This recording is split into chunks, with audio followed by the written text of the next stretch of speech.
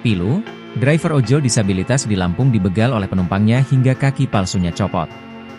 Seorang driver ojek online disabilitas bernama Bastian, 60, menjadi korban begal di Lampung. Diketahui, Bastian telah menggunakan kaki palsu selama 4 tahun.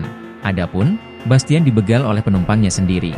Ia dibegal saat mengantarkan pelaku ke kawasan Sukarame 2, Teluk Betung Timur, Bandar Lampung, Lampung. Saat kondisi jalanan sepi, pelaku langsung mengalungkan pisau ke leher Bastian. Untungnya, leher jaket yang digunakan oleh Bastian saat itu tinggi.